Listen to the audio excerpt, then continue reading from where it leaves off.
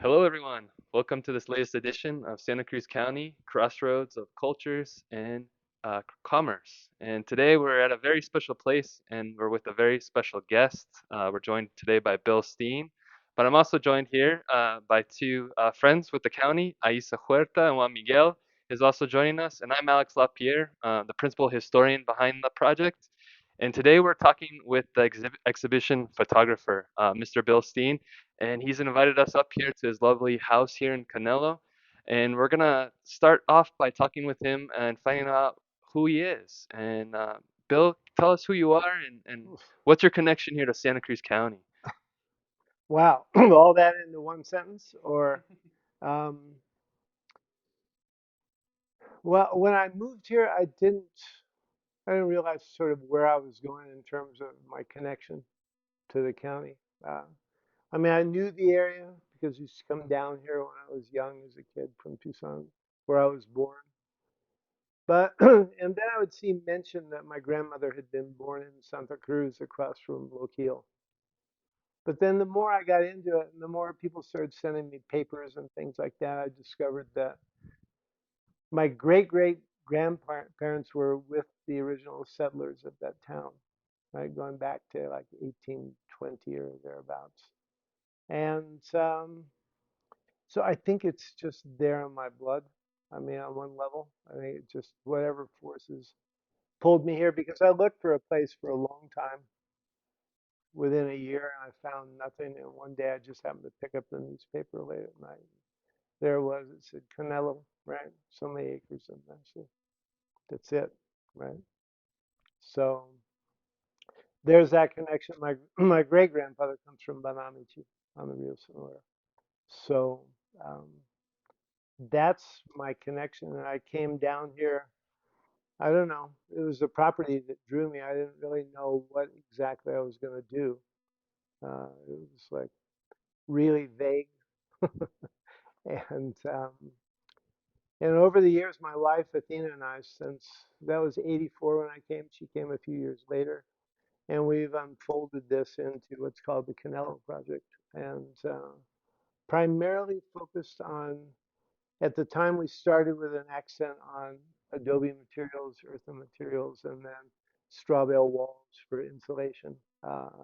So we were looking at energy efficiency, but now my kids are teaching as well, and so that palette has expanded. You can say we've gotten better at it, right? Better able to teach people.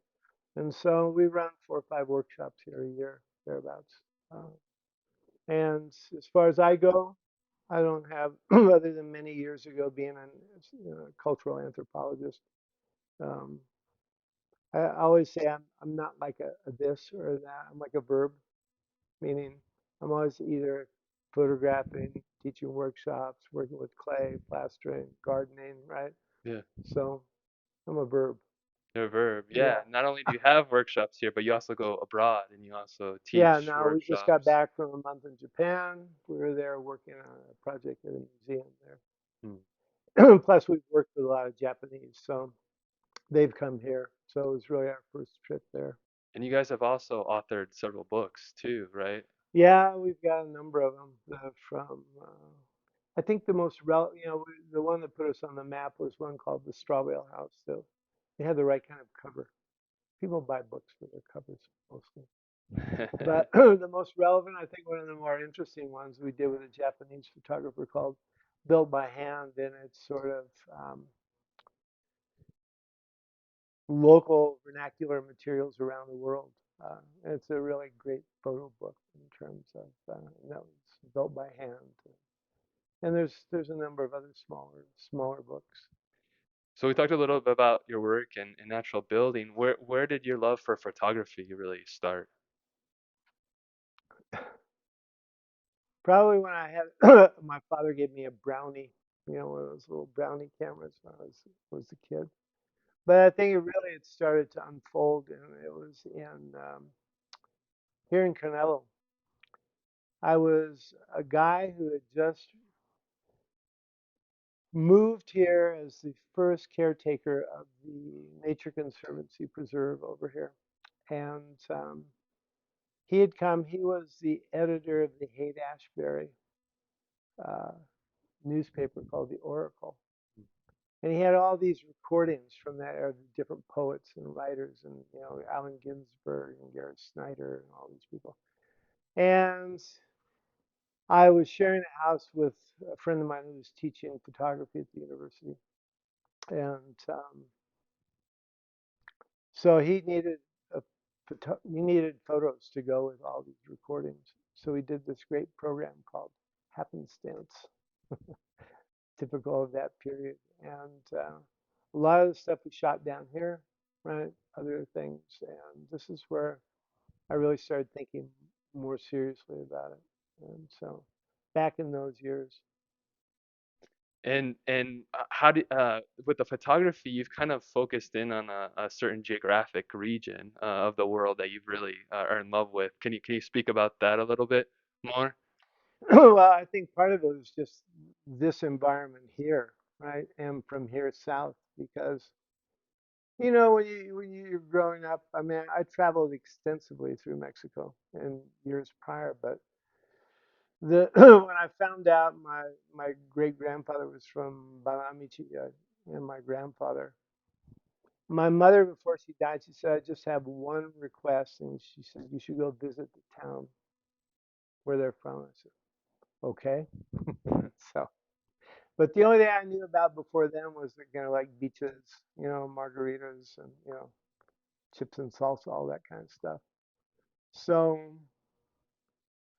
the, on my first trip down there, this is before there was internet or maps. Well, there's a map, one map. Pemex had a map.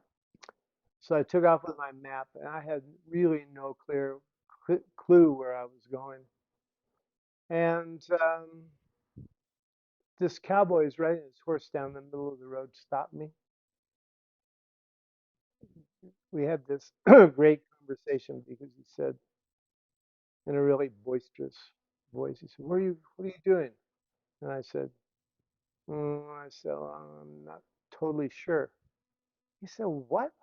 How can you not know what you're doing? I said, that's not possible.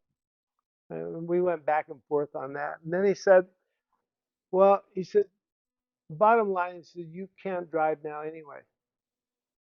I was kind of shocked, and I looked at him and I said, why? I said, it was about 1 o'clock. And I said, is there a law? Yeah, yeah. And he said, looked at me again like, are you nuts? Right? He said, no, it's la hora de la comida. Oh, okay.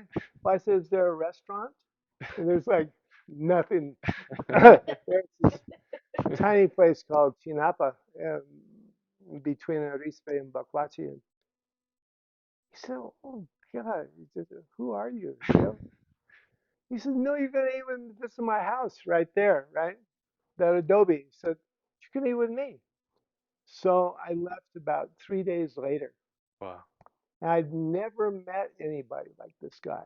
And I kept going. I'd never met people like this. It was like this total rural culture. I understand what got to Warner and his book here, right? With the people back from the Sierra and that direction. So, yeah, it just took, and I still haven't run out of things to learn, Mm. right? It was really sort of, so, because food always interests me. So I wanted to know um, how that evolved. And so that's always been fascinating to me. Wow, it seems like this really fascinating confluence of, your own personal family history, your interest in, cultural anthropology, and then just kind of following on your mother's wish that you go down there and then documenting it with Yeah, photography.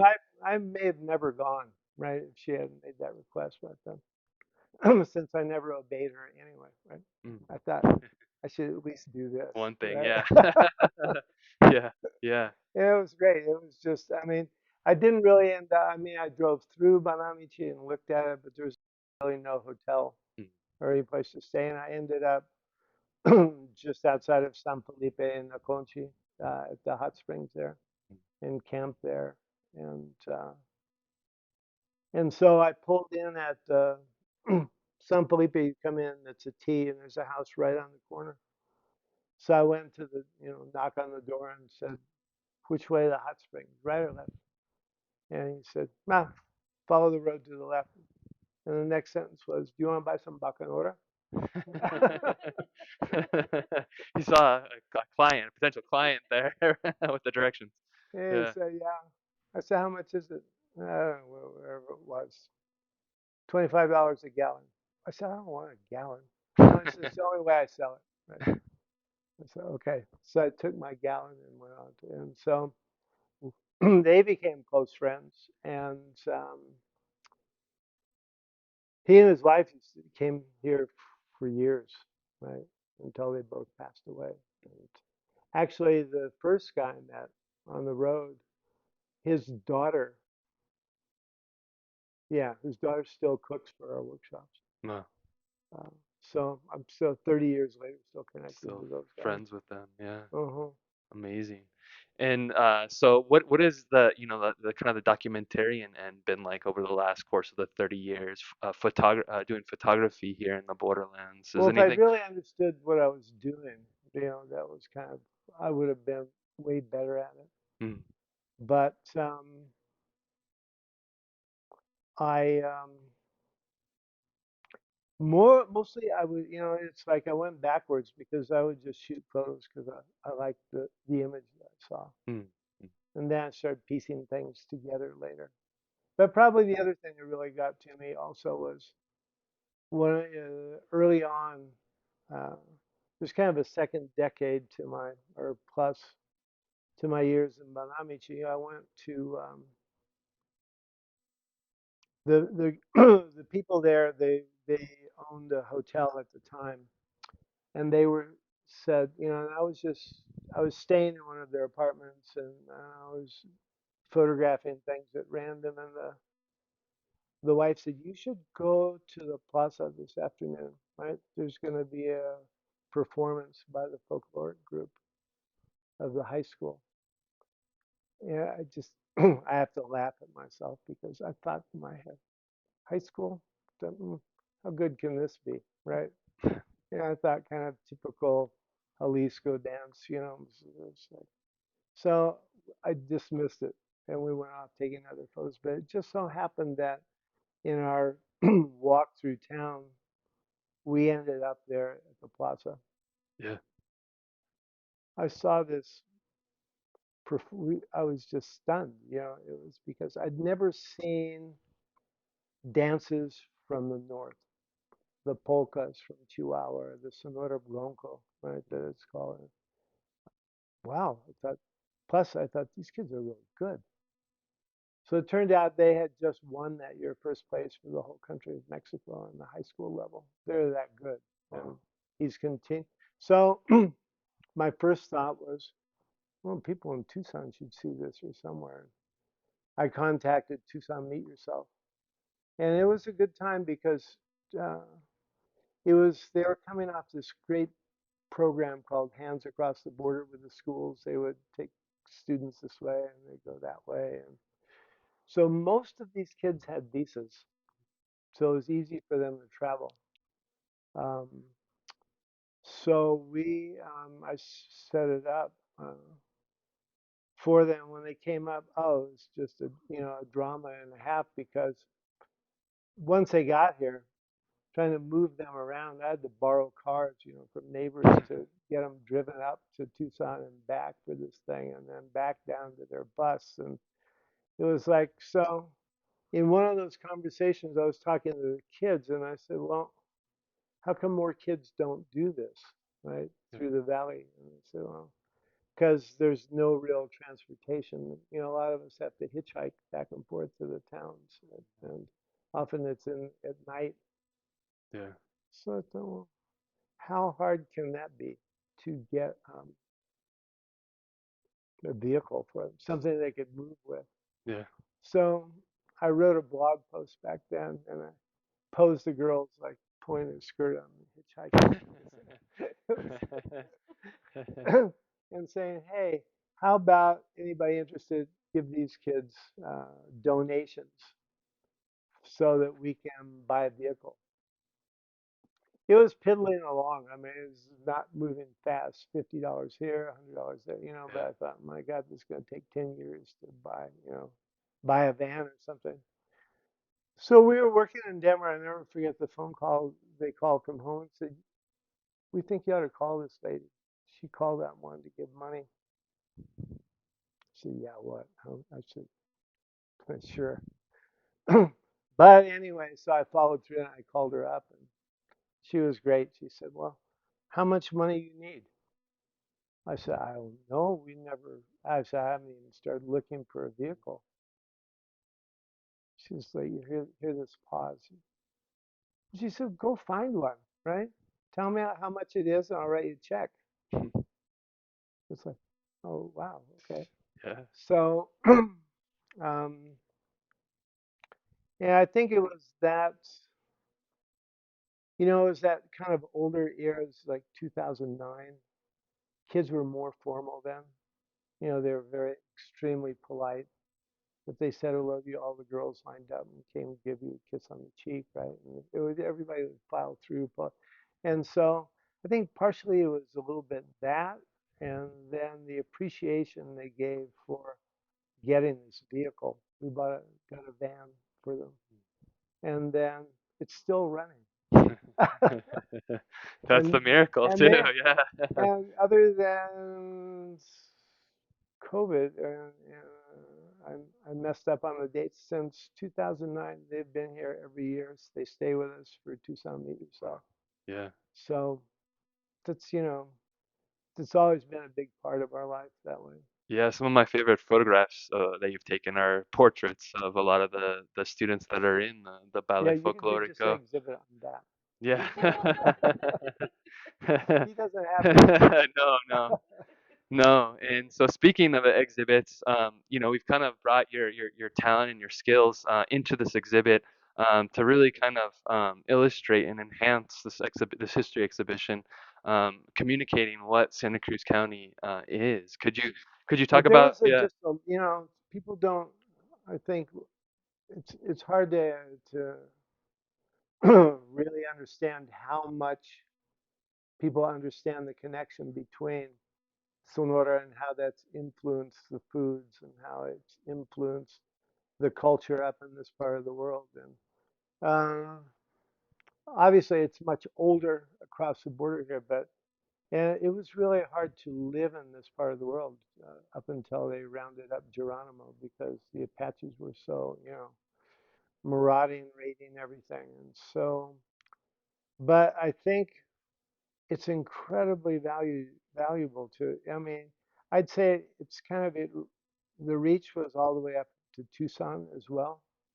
Not the Phoenix so much. I mean, there's sort of a cutoff point where this bottom part of the state is really Hispanic influenced. And, yeah. I knew the people that there weren't many. The old schoolhouses here where, various locals went to school. And it was, I don't know the cutoff year. Bird Lindsay, who's up there, went to that school, so he knows that better than I do.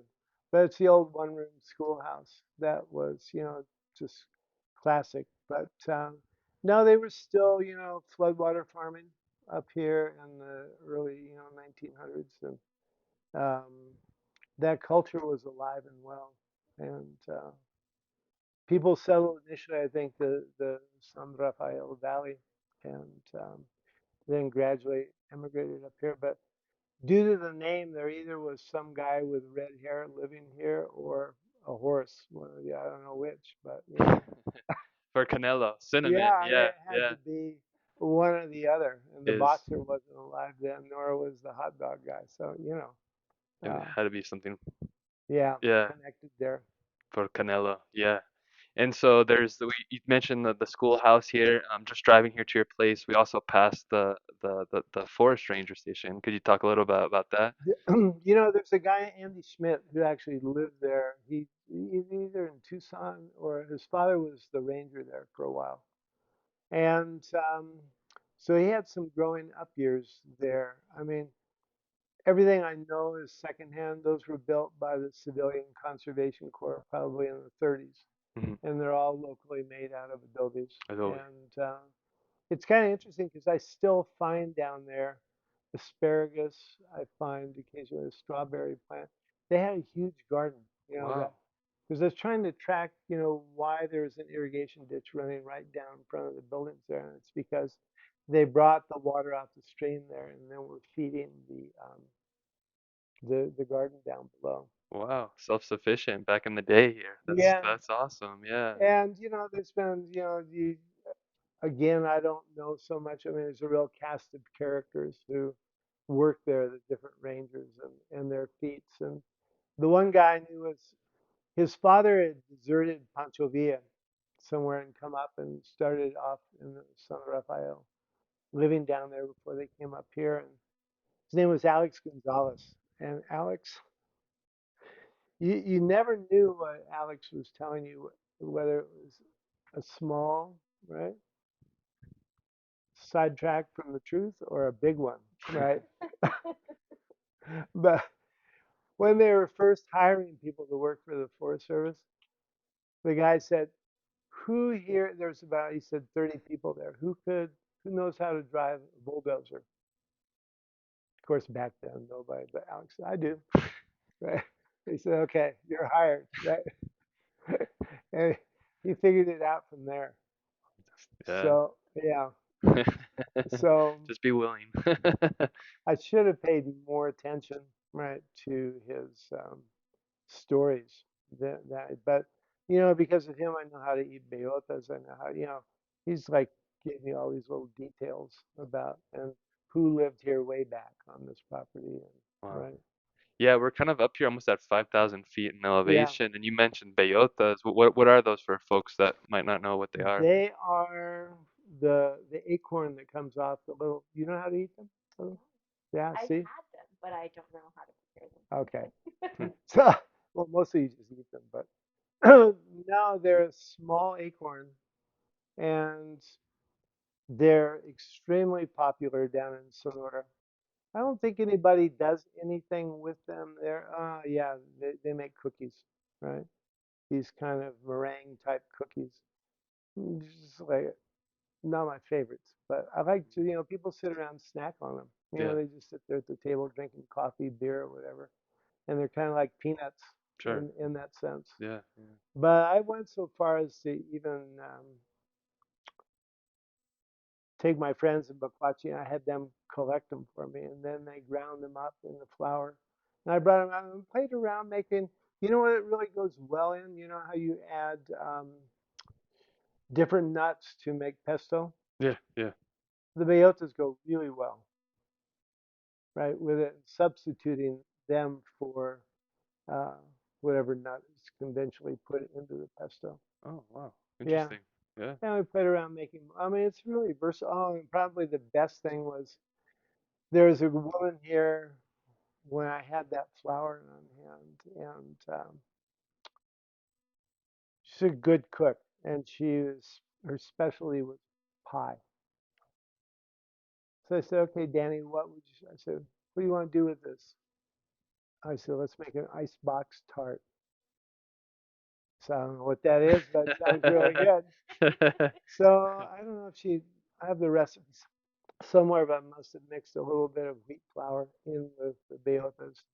And then it was just a pressed crust. It wasn't necessarily cooked or anything. It was Uh-huh. just pressed into place. And then she made a filling out of a usual like cheesecake kind of thing, like She's yeah. cream cheese, sour cream, whatever. But the real killer was on top of that, these pink grapefruit, right, that we sprinkled raw sugar on and then took the propane torch and, you know, caramelized it Flambe, with it. yeah, yeah. Oh, that combination, the grapefruit with the bellotas and it was like unbelievably good. Wow. Canelo cuisine, very Oh much so. yeah, absolutely. That's awesome. And we Yeah, I try to get that into Linda's book, right? But ah you don't want yes, to do yeah. it. Yeah, no, they didn't want that recipe. No, and Yeah. it was like, hey, right? No, We're it's a great one. It's really And so, yeah, Bill's latest book that he's got his photos published in is Feels Like Home, which is Linda Ronstadt's book and reflections about the Tucson, Tucson, Sonora, right? Sonora.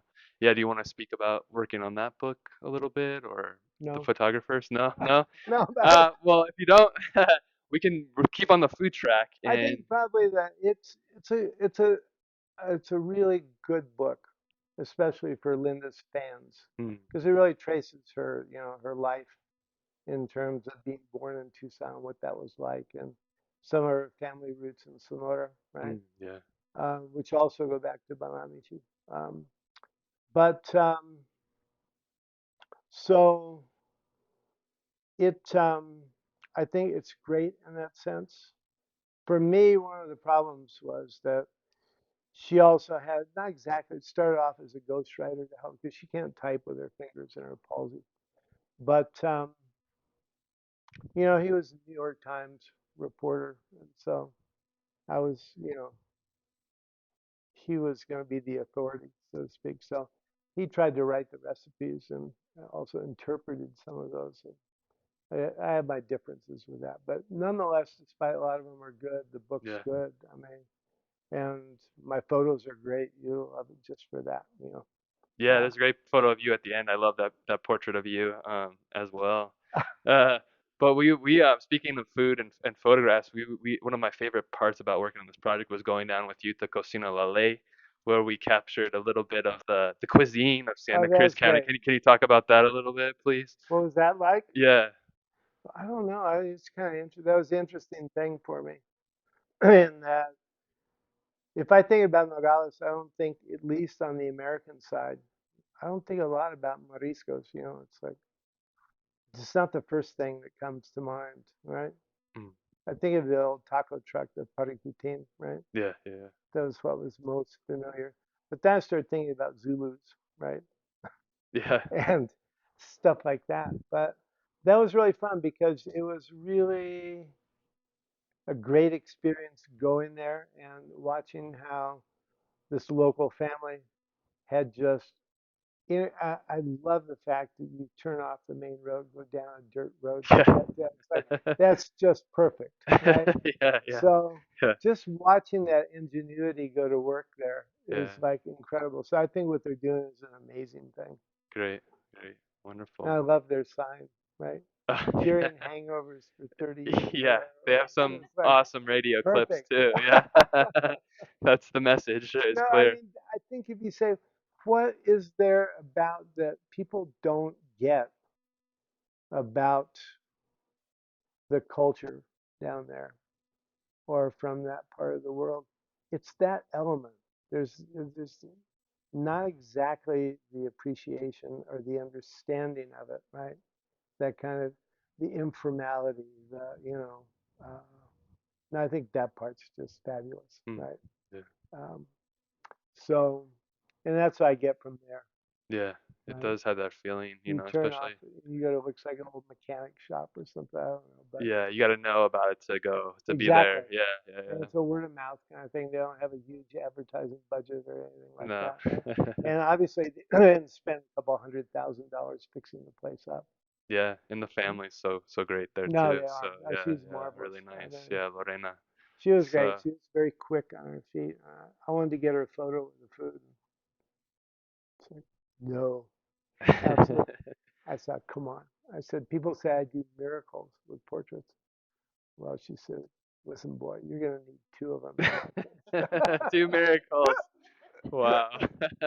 Well, we didn't get that photograph, but we got some other amazing Yeah, we did. photographs. Uh-huh. Yeah, They'll be in the exhibit. I mean, fantastic. Yeah. Bill, if people want to find out more about the Canelo project, how can they? CaneloProject.com. Dot We have a com. great website. Okay. My wife and my daughter-in-law did, and it'll keep you busy a long time. It's really deep if Perfect. you really pour into that So stuff. about the natural building workshops and all the work that Two, you it's guys got a do lot of here. our history in terms of our early, when we first started doing this work, because when typical of our style, when we decided to write this book, and that was for a number of reasons, but it was like, okay, we'd spent all our money, our cash. We'd maxed out credit cards, traveling around getting photos, interviews, and this kind of stuff.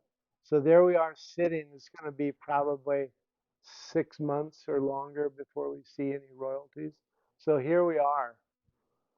just sort of resourceless. And the U of A called us up from the farmer to farmer programming, anthropology department, and said, "Hey, how would you like to work in Ciudad Obregón?"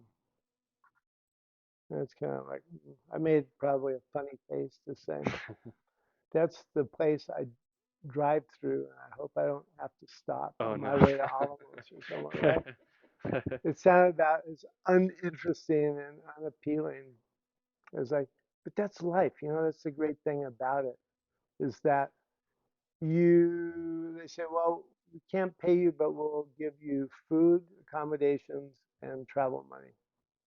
It's a deal, right?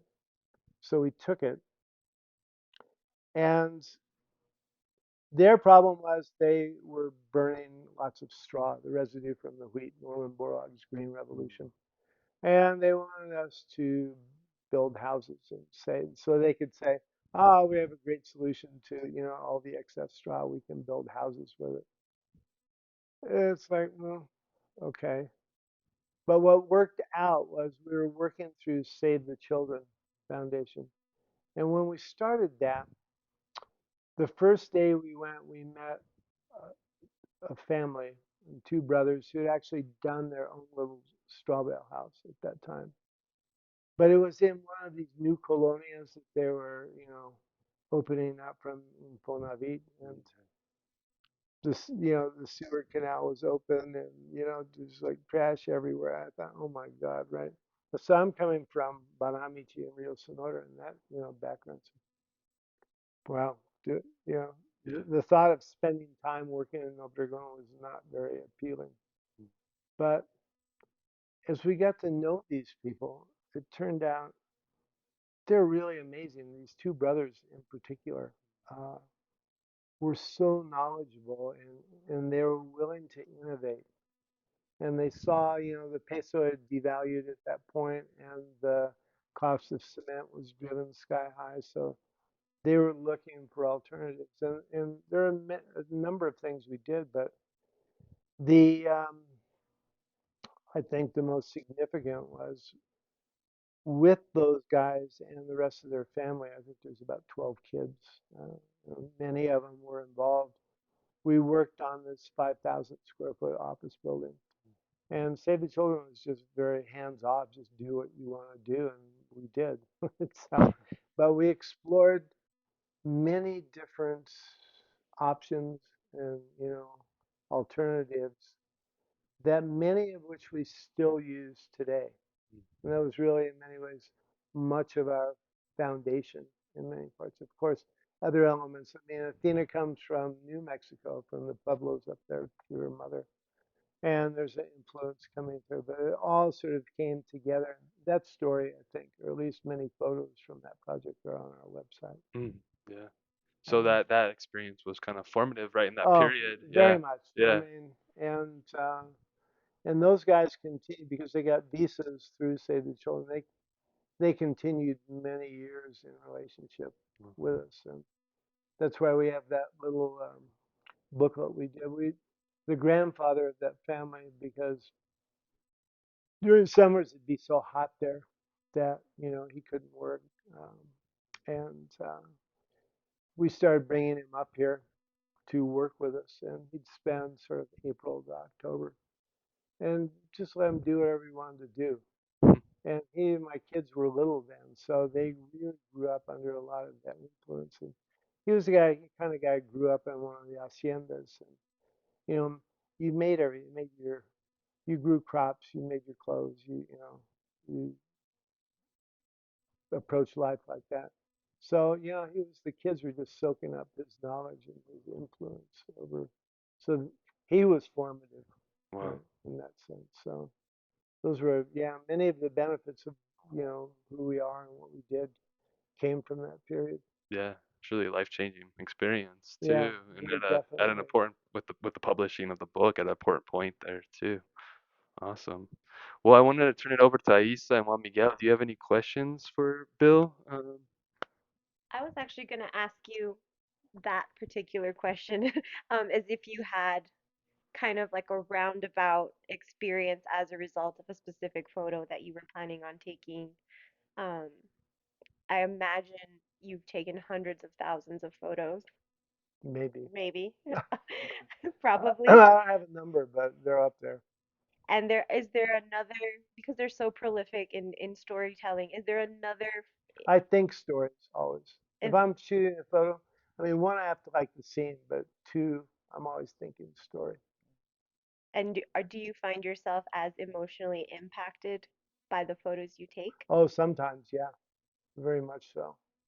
I mean, very visually driven that way. So, right, especially if I feel like I really captured the moment, and um, and I see. I mean, for example, with Facebook, there's the thing with the likes. I'm sorry they took away the dislikes. I think that was a bad move. But anyway, so you get to see, it's not like I'm looking for reinforcement of my ego, but I get to see what people respond to. I find that really interesting. And when you really see, I learn from that to see what people take in and what speaks to them. And yeah, did I answer it? Absolutely. Thank Okay, you. all right. Thank you. That connection That's is a great really answer. beautiful. Do you have a question, Miguel? Here you go. Yeah, it was actually kind of similar to Aisa's because talking a little bit before the interview, you talked about your work that you do with Adobe having like its own feeling. Hmm. Uh, so I feel especially with photography nowadays, there's people are very much focused on like technique and composition, which I think obviously is very important. But specifically, there's also that aspect of capturing a feeling in a photograph. Is that something that you actively Oh try yeah, to? no, I mean, I don't think I actually defined it that way, but I know I look for that, right? And I Right. think there's enough people, the way I look at photographing the horrors of the world, right? I mean, one can really go down that track, and it's a depressing, Yeah. track. And not that he was a photographer, but in terms of a writer, there was, Chuck or Charles Bowden, and the doing that, he was doing that in Juarez, right, during those bad years, and that really consumed him. I mean, I think that was spelled as his end. I mean, so I think people really need reinforce. I mean, the more you can tell a positive spin on a story and Right. bring out the parts of the story people don't know about, and give them a feeling of feeling better after having seen, then yeah, I mean, that's how I approach it and how I think about it. Right. And listening to your story about the photographs you took down at Cocina Valle, I just think that That's so that funny. was a whole vibe, and because I've been there, so to be able to capture what it feels like to be there, that must have. Yeah, the only part I regret is not getting her. I would go back just to do that, right? Maybe I'll go back just for fun one day and pursue that. Is Hmm. there any I think one? the point too, what really I mean, I was always fairly good early on with photographs, just as, standalone images. But what really honed me uh, were the years on the Rio Sonora. And I say that because in the beginning, going up to complete strangers and wanting, you know, one, having to connect with them, get rapport with them, get a photo from, get them a photo. You know, the famous photographer Cartier-Bresson said, to really get a portrait, you need to get between the person's shirt and their skin. Mm, You have to you can get access to places, I found, but what's made me successful there is I've been accepted. And that doesn't always come so easy. mm. And so, yeah, now early on where I was fairly timid about it, I mean, I don't even think twice about it anymore. It's almost like taking an X-ray of the soul of the person. Yeah, it's fascinating when you really look at it. It's like, there's certain people I've done multiple times over the years. And you look at kind of where you started with them or where. Mm, And I think, there's certain iconic photos that you get that I think in your lifetime, you're only allotted so many. You don't get like a, long, big collection of these things. They just happen. yeah, And the question is, are you quick enough to see them? And that's why I would never have made a studio photographer. I hate that. The thought of dragging lights around and everything. I like just being yeah. in a place in the moment. And one of my favorites was I've never done a wedding except for one. And I was on the field trip with Alex, actually, that Alex aborted the field trip and started hanging out with me. But we had gone to um, photograph his grandparents.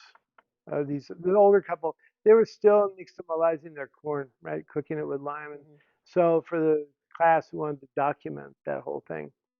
So, you start to attract the grandkids, as you're doing this, and they're all watching and want to know what's going on, and so at the end of all this, were you there on this trip when we did the? It was the Barrios. It was Guillermo Barrios, not the guy directly in Banamichi, but the brother The brother of the lived out in Barrios. the one barrio out there. But anyway, so this one little girl comes over to, and she looks about 14, and she said, "Are you a photographer?" Uh, Immediately, my mind is going, "Oh no, okay? What does she want? You know, um, what's involved with this?" And she said, "Well," she said, I'm getting married in a few months, and we don't have a photographer." I said, "There's a lot of photographers. There's people who specialize in weddings." I said, "I don't do weddings." "Yeah," she said, "but we can't afford them." What? What What makes makes you you? think? Yeah, you can afford me. So no, she was just kind of hoping you'd do it.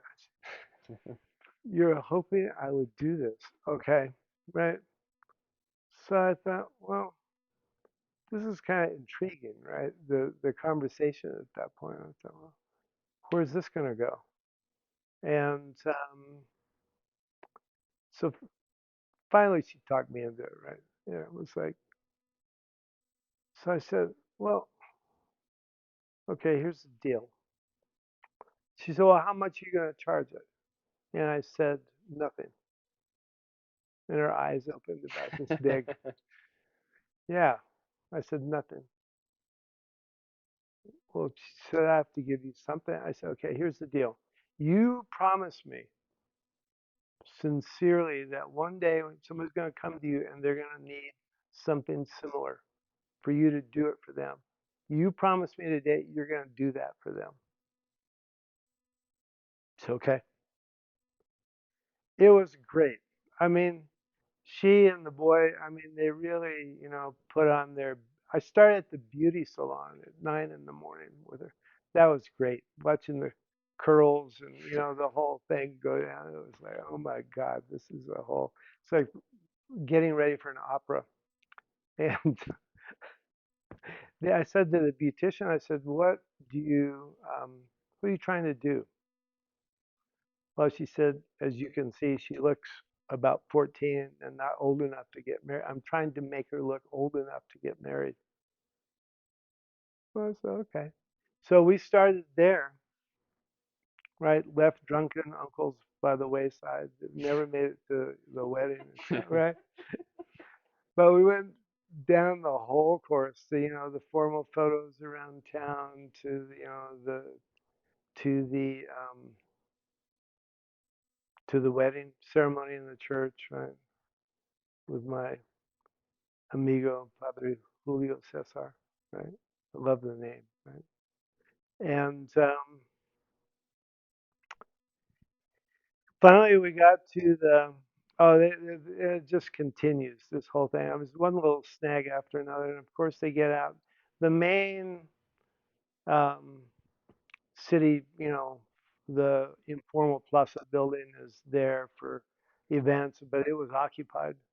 So they booked into the little rodeo arena that had at least lights on the outside of town. So we went over there, and the band had come from Canada, and they come with all their electronic equipment. Of course, the circuit breakers wouldn't stand up, so they started blowing all the circuits. This drama went on for them. And then the pit cooked uh, cow or steer that they had, they got started late, so it wasn't ready. So, finally, by the time the thing came out, it was like 1 o'clock in the morning, right? And still hadn't, no cutting the cake or anything like that. So I said, do I need to stay? I said, who knows when this is? I said, I go to bed at 7 o'clock, right? She looked at me like, no, you don't. But so she says, yeah, the photos I want are done, right? You can leave. And the crowning touch was when I learned her name, which was Thelma Ulisa. So where did your mother get that name? She said from a TV show, I think. Well, it's that movie, Thelma and Louise.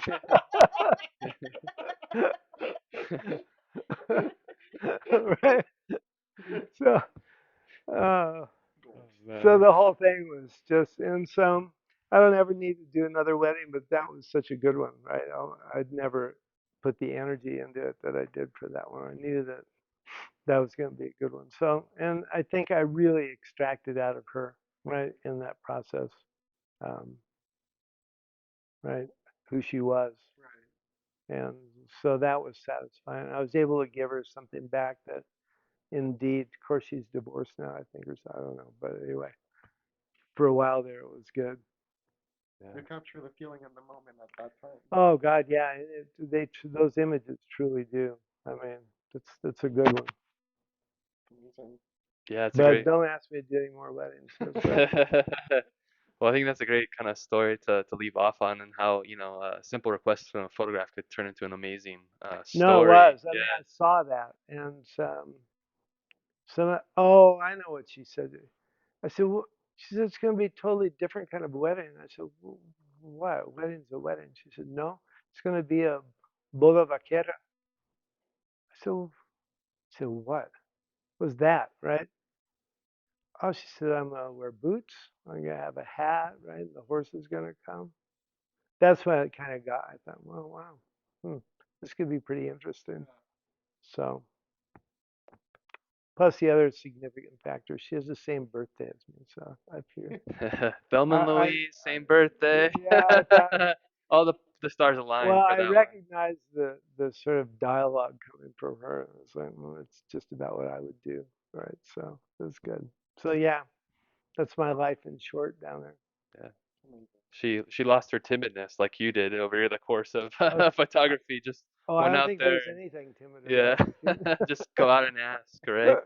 Awesome. Well, I'm glad I asked you to come on along as our exhibition photographer for the Santa Cruz County History exhibition.